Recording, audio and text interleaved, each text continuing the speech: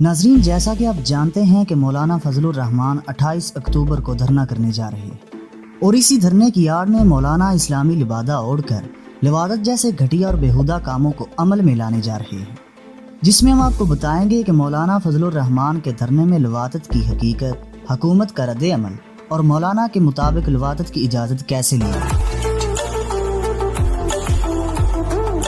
تو ناظرین، اس سے قبل کہ ہم تفصیل میں جائیں، چینل پر نئے آنے والے دوستوں سے درخواست ہے کہ وہ مزید اس طرح کی ویڈیوز دیکھنے کے لیے چینل کو سبسکرائب کرتے ہوئے ساتھ موجود بیل آئیکن کو بھی دبا دیں، تاکہ ہماری آئندہ آنے والی اسی نوع کی دیگر ویڈیوز بھی آپ تک بنا کسی تعطل پہنچتی رہیں۔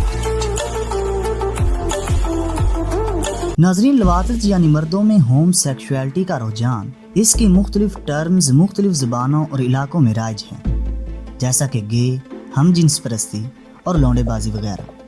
ناظرین، اس کبھی عادت کی تاریخ بہت پرانی ہے، جس کے بارے میں ہم اپنی اگلی آنے والی ویڈیوز میں آپ کو بتائیں گے، لیکن آج ہم بات کرتے ہیں دور حاضر میں اس دھرنے کے تناظر میں جس نے نہ صرف سوشل میڈیا پر ہی کوہرام مچا رکھا ہے بلکہ زبان زد عام بھی ہے۔ جمعیت علماء اسلام کے امیر مولانا فضل الرحمان نے جب تحریک انصاف کی حکومت کے خلاف دھرنے کا اعلان کیا، جبکہ دھرنے کی تیاری بھی زور و شور سے جاری تھی، تو اچانک یہ معاملہ ایک متنازع حیثیت اختیار کر گیا جب جمعیت علماء اسلام کے لیٹر پیڈ کے ساتھ دھرنے کے لیے ایک مبینہ ہدایت نامہ جاری کیا گیا، جس میں شق نمبر 6 میں درج کیا گیا کہ امیر کی اجازت کے بغیر لواطت کرنا منع ہے۔ اس ہدایت نامے کے جاری ہونے کے بعد سوشل میڈیا صارفین نے اسے آڑے ہاتھوں لے لیا، جس کے تناظر میں ایک اور اجازت نامہ بھی گردش میں رہا، جس میں باقاعدہ لواطت کی اجازت کے بارے میں درج تھا۔